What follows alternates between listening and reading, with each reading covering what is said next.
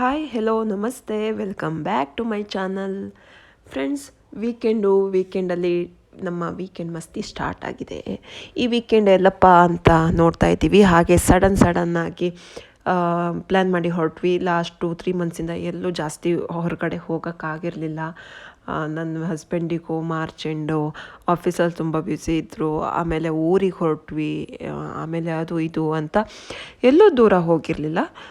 So ಇವತ್ತು ಬೆಳಗ್ಗೆ ಬೇಗನೆ ಹೊರಟ್ವಿ. ಬೆಳಗ್ಗೆ ಒಂದು 4:45 ಗಂಟೆ ಅಷ್ಟೊತ್ತಿಗೆ ಎದ್ದು ಎಲ್ಲ ರೆಡಿಯಾಗಿ ಹೊರಟಿದ್ದೀವಿ. ಎಲ್ಲಿಗೆಪ್ಪ ಅಂದರೆ ಇದು ಬೆಳಗ್ಗೆ ಹೋಗಿ ಸಾಯಂಕಾಲ ಬರೋದಾಯಿತಾ.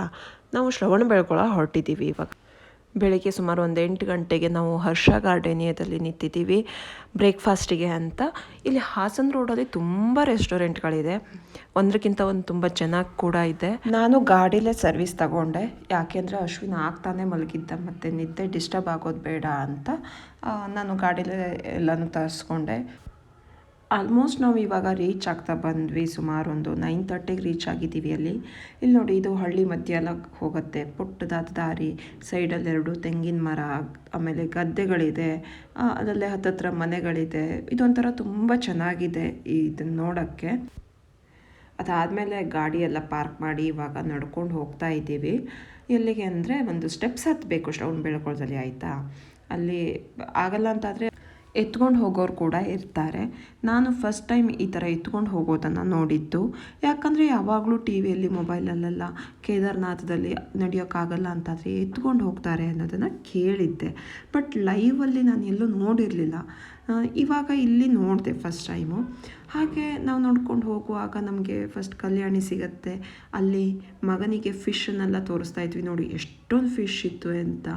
ಇಷ್ಟೊಂದು ನಾನು ಶೃಂಗೇರಿಯಲ್ಲಿ ನೋಡಿದ್ದೆ, ಇಷ್ಟೊಂದು ಫಿಶ್ನ ಇಲ್ಲಿ ನೋಡ್ತಾ ಇದ್ದೀನಿ ಅದಾದ ನಂತರ.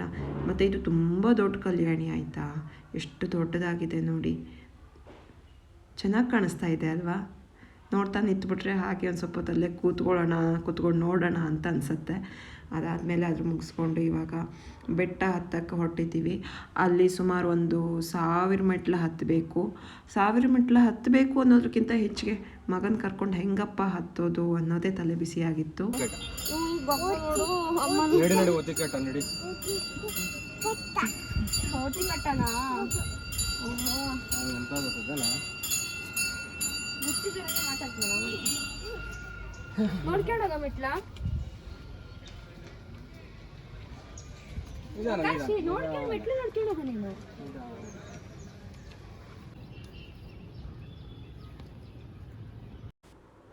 ಓಫ್, ಅಂತೂ ಫೈನಲಿ ಬಂದು ಡೆಸ್ಟಿನೇಷನ್ ರೀಚ್ ಆದ್ವಪ್ಪ ಅಂದ್ಕೊಳ್ಳೋ ಅಷ್ಟರಲ್ಲಿ ನೋಡ್ತೀನಿ ಇದು ಗೊಮ್ಮಟೇಶ್ವರನವ್ರದ್ದು ಮೇನ್ ದೇವಸ್ಥಾನ ಅಲ್ಲ, ಅವ್ರದ್ದೇ ದೇವಸ್ಥಾನ. ಒಂದು ಪುಟ್ಟ ದೇವಸ್ಥಾನ ಇದೆ ಇಲ್ಲಿ ಮೇಲ್ಗಡೆ.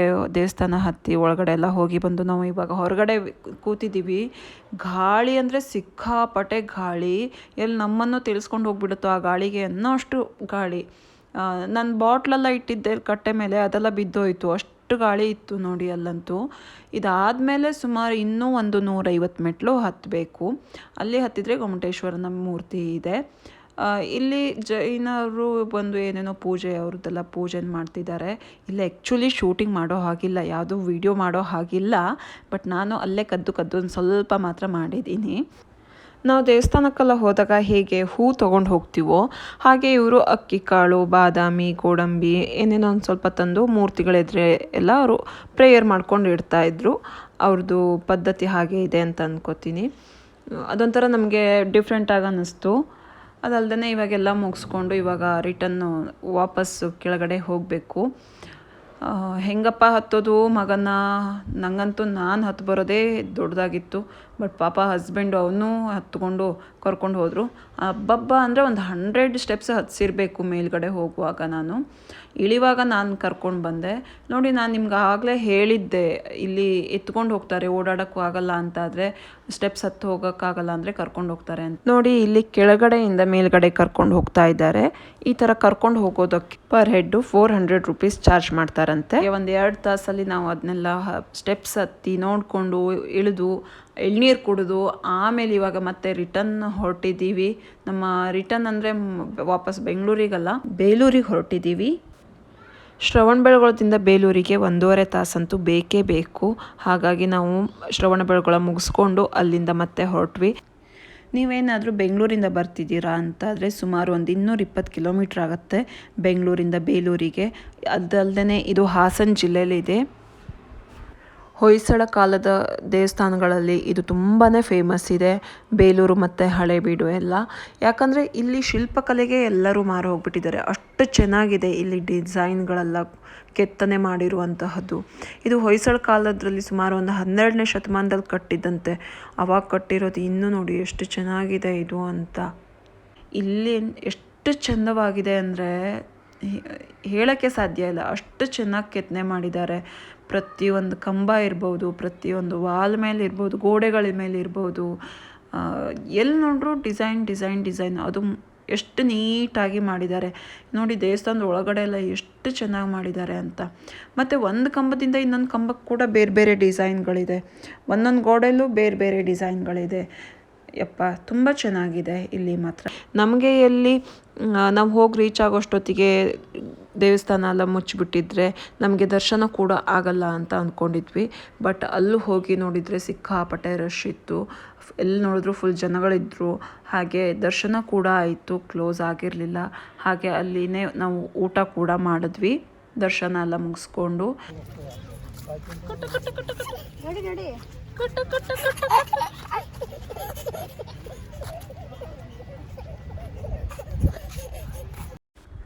ಫ್ರೆಂಡ್ಸ್, ನಾವಿವಾಗ ಬೇಲೂರಲ್ಲಿ ಊಟ ಎಲ್ಲ ಮಾಡಿಕೊಂಡು ಸುಮಾರು ಒಂದು 2:30 ಅಷ್ಟೊತ್ತಿಗೆ ಹಳೇಬೀಡಿ ಬಂದಿದ್ದೀವಿ. ಹಳೇಬೀಡು ಹಳೆ ಹೆಸರಲ್ಲೇ ಹೇಳ್ತಾ ಇದೆ, ಹಳೆಯ ಬೀಡು ಅಂದರೆ ಹಳೆಯ ರಾಜಧಾನಿ ಅಂತ ಅರ್ಥ ಅಂತೆ. ಹೊಯ್ಸಳರ ಹಳೆಯ ರಾಜಧಾನಿ ಆಗಿತ್ತಂತೆ ಇದು. ಬೇಲೂರಿಂದ ಒಂದು 27 ಕಿಲೋಮೀಟ್ರ್ ಆಗುತ್ತೆ. ನಾವೊಂದು ಅರ್ಧ ತಾಸಲ್ಲಿ ಆರಾಮ್ಸೆ ಇಲ್ಲಿ ಬರ್ಬೋದು. ಇಲ್ಲೆಲ್ಲ ಎಂಟ್ರಿ ಫೀಸ್ ಅಂತ ಯಾವುದೂ ಇಲ್ಲ, ಇಲ್ಲಿ ಆರಾಮ್ಸೆ ಬರ್ಬೋದು. ಮತ್ತು ನಮ್ಮ ಇತಿಹಾಸದ ಬಗ್ಗೆ ಡೀಟೇಲ್ ಆಗಿ ತಿಳ್ಕೊಬೇಕು ಅಂತ ಆದರೆ ಇಲ್ಲಿ ಲೋಕಲ್ ಗೈಡ್ ಇರ್ತಾರೆ ದೇವಸ್ಥಾನಗಳಲ್ಲೆಲ್ಲ. ಅವ್ರನ್ನ ನಾವು ಹೈಯರ್ ಮಾಡಿದರೆ ಅವರು ನಮಗೆ ಡೀಟೇಲ್ ಆಗಿ ಎಲ್ಲನೂ ಹೇಳ್ತಾರೆ. ಒಂದು ಗೈಡಿಗೆ 600 ರೂಪೀಸ್ ಚಾರ್ಜ್ ಮಾಡ್ತಾರೆ. ನಾವು ಯಾವುದೇ ಗೈಡನ್ನು ಹೈಯರ್ ಮಾಡಿರಲಿಲ್ಲ, ಬಟ್ ಗೈಡು ಬೇರೆಯವರಿಗೆ ಎಕ್ಸ್ಪ್ಲೇನ್ ಮಾಡುವಾಗ ನಮಗೆ ಕಿವಿ ಮೇಲೆ ಒಂದು ಮಾತು ಬಿತ್ತು, ತುಂಬ ಚೆನ್ನಾಗಿದೆ. ಏನಂದರೆ ಹೊಯ್ಸಳರ ದೇವಸ್ಥಾನ ಯಾವಾಗಲೂ ಸ್ಟಾರ್ ಶೇಪಲ್ಲಿ ಇರತ್ತಂತೆ. ಅಂದರೆ ಮೇಲ್ಭಾಗನೂ ಸ್ಟಾರ್ ಶೇಪಲ್ಲಿ ಇರುತ್ತೆ, ಕೆಳಭಾಗ ಅಂದರೆ ದೇವಸ್ಥಾನದ ಕೆಳಗೆ ಅಂದರೆ ಅಂಗಳ ಎಲ್ಲ ಇರುತ್ತಲ್ಲ, ಇಲ್ಲೆಲ್ಲ ನೋಡಿ ಅಂಚಲ್ಲಿ ಎಲ್ಲ ಸ್ಟಾರ್ ಥರ ಬಂದಿದೆ. ಅಂಗಳ ಸ್ಟಾರು ಮತ್ತು ಮೇಲ್ಛಾವಣಿ ಸ್ಟಾರು ಎರಡು ಮ್ಯಾಚ್ ಆಗ್ತಾ ಇರಬೇಕಂತೆ. ಆ ಲೆಕ್ಕಾಚಾರದಲ್ಲಿ ಅವರು ದೇವಸ್ಥಾನ ಎಲ್ಲ ಕಟ್ತಾ ಇದ್ರಂತೆ.